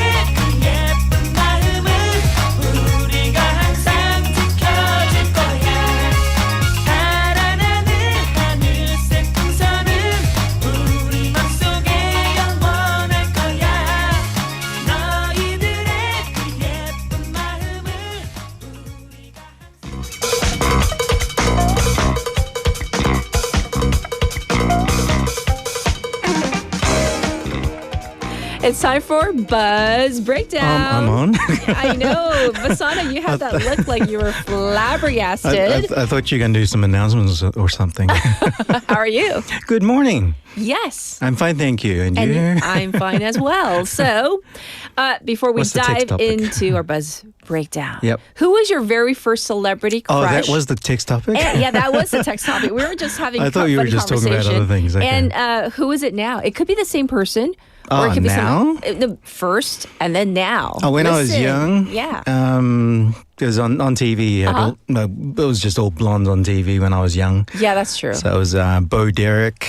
Does anybody know who Bo Derek is? Lonnie Anderson. Lonnie Anderson. Oh, you were into blondes. Pamela. No, Pamela that's Anderson? what I said. They're all blondes when I was young on TV in the 70s and 80s.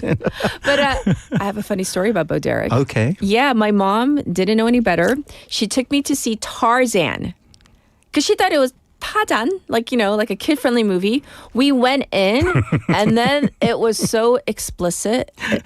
And then she didn't know the difference between PG and R. And in the States, if you're a child, if you go with your parent, they don't ask for ID. They just let PG you go means in. parents go. No, parental guidance, but the R is like restricted, right? And then it was like so, sexual. And then so she was like, and then like she covered my eyes and we had to exit the theater. It was so uncomfortable. Me, Tarzan, you, Jane. Yeah. So I remember Bo Derek very distinctly. Yes. But what about now? Now? Who's your celebrity crush? Your wife is not listening, so it's okay.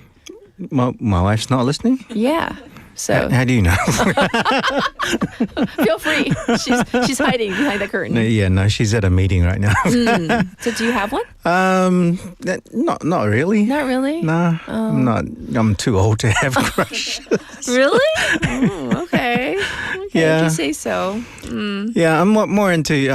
For musicians, I guess I'm more into the voice. The voice. I love people who have beautiful singing voices. Like Big Mama and all those people who sound good. Yeah. I can see that though. Yeah. Singers. Yeah. Yes, singers. Okay. Yeah. All right. What do you have for us for Buzz Breakdown? So this week I have what I will coin inanities. What? Inanities. What Comes is that? from the word inane. Yes. So they are silly phrases people say. Some have meaning, others don't. But either way, inappropriate and sometimes rude things to say or do as a normal person and outside the social norms. I think we've discussed social norms before. Yes. Yeah. So if you want to just quickly explain social norms to our listeners. Can you explain? Me? Okay. Yes. Oh, do you want me to? I thought you were saying you're the professor. No, you're a prof as well. No, you do the explaining. So what are social norms? Social norms are things that are acceptable in society. Things that it's not rules and regulations that are written down. Right. It's things that are acceptable. So, for example, helping an old person across the street. That's a social norm. Social norms. Okay. Yes. Or being polite to other people. Social norms. Or not saying anything if you can't say anything nice. Don't say anything Don't at say all. anything. Yeah. Social norm. Like sometimes you want to say something, but you got to bite your tongue. Yes. Yes. Yeah. Social norms. So the first one is one which is going around like crazy these days, especially amongst the young people, is the phrase 6-7, which I'm so sick of hearing it. Dictionary.com has chosen And why do they always do as its word of the 6-7? year? Yeah, I'll explain it in a minute. Okay. So I don't think it's a word, as it says, chosen as a word of the year. It's a number. Yes. I mean, if you do spell it, then it's a word, obviously. Technically, I guess. But anywho, have you heard it being used at... hopefully none of your students use it. No. Oh, good. But I see it on social media to no end. Yeah. So the origin of it, I got it from NPR. It goes to a rapper called Skrilla and a song. Skrilla. Yes. Skrilla? Yeah. Sorry. Skrilla. Skrilla. Dating myself by mispronouncing his name. Okay. Skrilla. And his song, Doot. Is it Doot Doot? Is that right? I'm assuming, yeah. Okay. We're good so far. Where 6-7 is used in the refrain. That way, the switch, brrr, but I know you die in 6-7. I just bipped right on the highway. I thought bipped might be the word, but 6-7's the word that they used. Because bipped has a PG rating meaning. Yes. So Skrill says that using a verb that in hip hop can describe anything from a car smash and grab to smooth driving to to anything. It doesn't have a meaning. Doesn't have a meaning at all. So it was popularized in the NBA, and this is where your thing comes in. Yeah. Through LaMelo Ball. Remember him? Yeah, I remember him. The Ball family? My Yes. goodness, how have they fallen? But anyway, because he is 6'7". He is 6'7". He's 6'7", Okay. and that's why he popularized it. So he is 6'7". So, that's where that comes Yes. from? From LaMelo Ball? Yeah, really? and then it spread to other players, including the King. And I suppose it's a shout out to another player earlier who did it with big balls through another one, and his action was a little lower. I won't go through that one. No, don't. Yeah. Yes. And he was always flagged for that one, given a technical right. when he did that. But now Right. they're making it, they don't get technicals for 6'7" now. Yes, yes. So that's how they're getting away with it. But anyway, so now it has reached Korea, terrorizing school teachers all across the country, because I asked my Have friends. you seen it? I've asked all my friends who And? teach at school, and they said, yes, they're getting sick of it. Oh, they see it? Yeah, Really? so Even in Korea? do you want to have an example? Do you want to know how it's used? Yeah, give us some examples. Okay, so you ask me any question. Oh. Who's your celebrity crush? 6'7". Oh, so annoying. Okay. I get it now. Why the teachers are annoyed. It's like, it doesn't matter what I ask. Doesn't matter. That's the answer? Yes. Oh. So I hope so. So what did you do yesterday? 6'7". Oh, okay. So annoying. So annoyed so already. whatever the question is, the answer, and including the action, Yes. oh my goodness. Right. So hopefully that is something that will go away soon. Yes. As it can be annoying, or rather it is annoying. Uh-huh. So I thought it would be fun to think of some things in the past that have been annoying to both say and that have been said to you. And maybe our listeners can chime in as well. But our producer says, is it similar to like for a while? It's kind of old now, but like the 어쩔 TV, kind of like that very annoying response.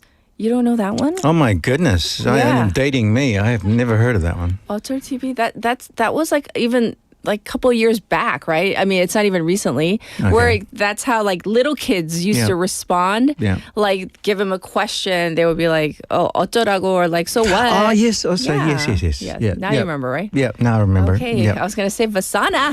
What's going on? 죄송합니다.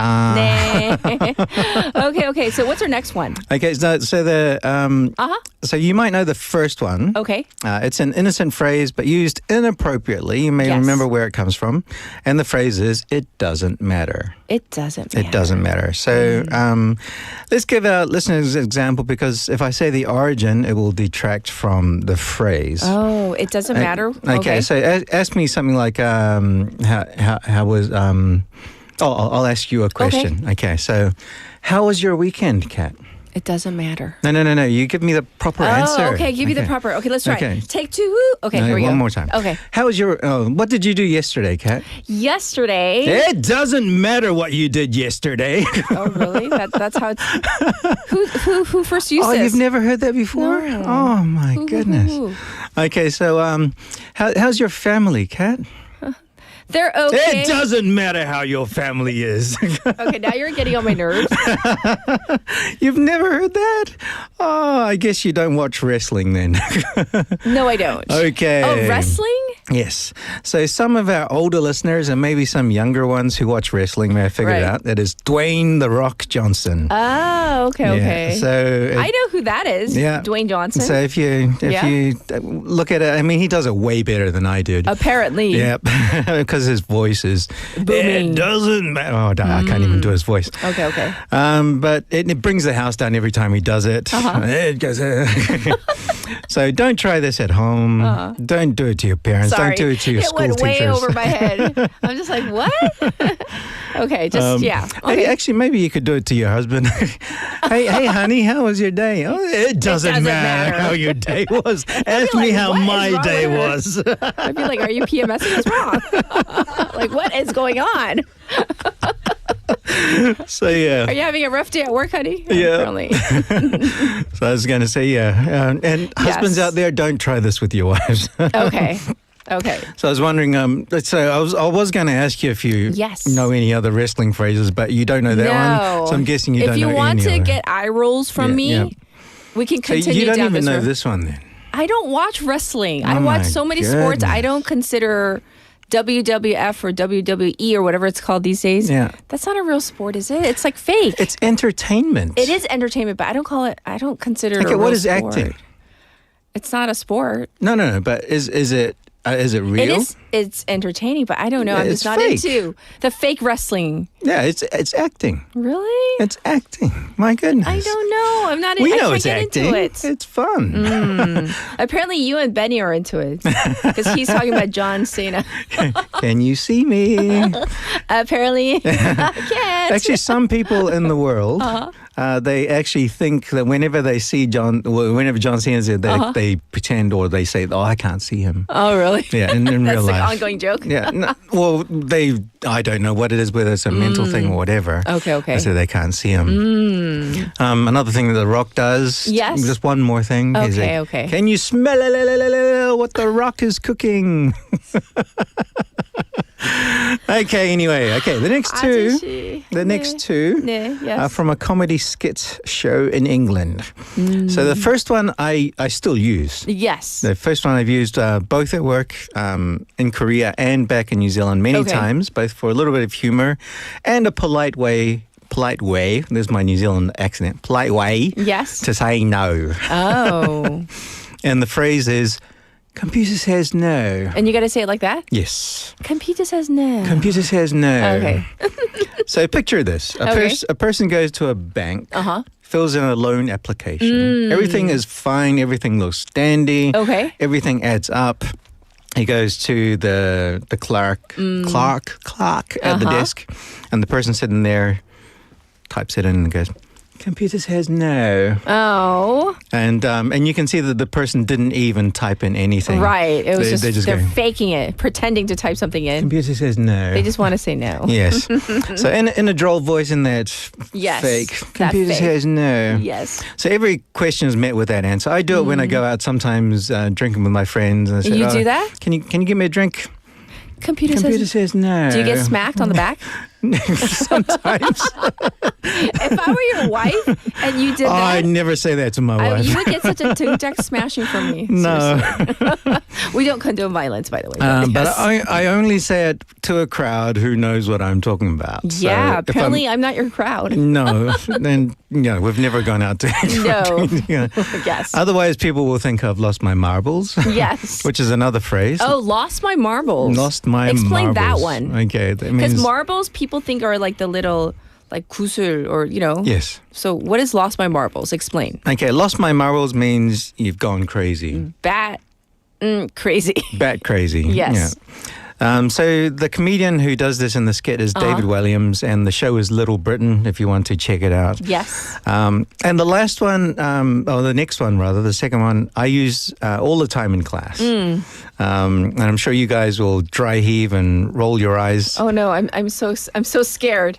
You use this often. Okay, let's I use this often. prepare ourselves. Okay, get ready. So this one is I think the show is still on TV in Korea, but it's lost a lot of its zing and zest. Okay. Because it's gone a little bit more politically correct, because a lot of its comedians were blacklisted during over the years. Yeah. It's become more young, if I may say.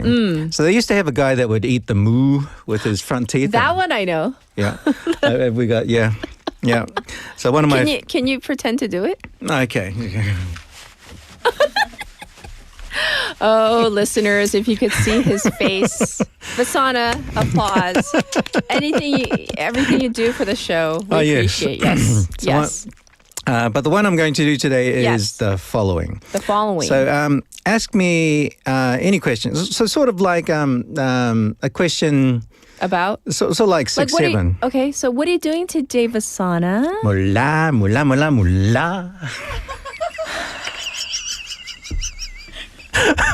Vasana, you understand we have our new season 개편 coming up, right, in December? Do you want to return to the show or do you want to be gone with the wind? I don't understand. So I still do that in class with my students. And what's the reaction? Some of them don't know where I'm doing that from or where it comes from. Do they enjoy it? They some of them go, what? Others just laugh, and the older ones, they're going, oh, nice. Oh, we have people chiming in. Oh, yeah? 재계약 가자. And then 재계약 가지 말자. But it's from the same person. So yes, that's right. So yeah, so it was made popular from a drama series first because it was a grandma saying mula mula mula, but then that comedy show picked it up and they accentuated the mula and mula mula mula mula. You are the epitome of like when we say 아재객. Yeah. It's like Vasana and Dr. Ryu are the two people that pop up in my mind. 아닌가요? 피디님 맞죠? 네네네. But you're so good at it. Am I? Yes, you are. I really wanted to go into the audience of that show when I was living in Seoul and almost got there, but then I moved to Busan. 진짜. We have so many comments. Oh, yeah. Saying, oh, so funny. And we have emoticons, people like the crying emoticons, the applause, and he's too good. And saying, 네, 수비녀님, 재계약을 위한 노력 아닐까요? Like you're trying so hard. Well, you're going to have to find out. You're going to have to find out in December to see if he keeps his job or Vasana keeps his seat. Or not. Dun, dun, dun. Oh, there's one more I do. Okay, Do you have time? one more. Yes, one more. Short okay, one. I do this in class when we do idioms in class. Okay. Because do you remember 옥동자?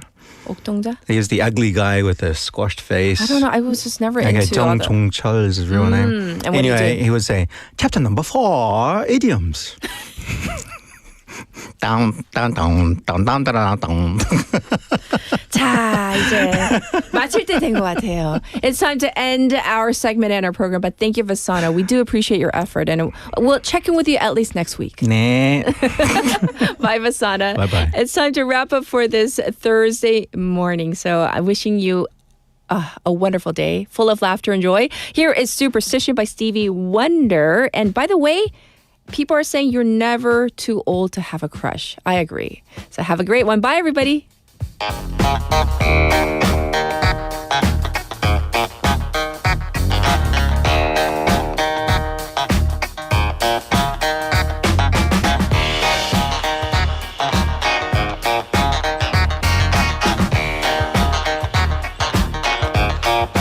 Very superstitious, writings on the wall.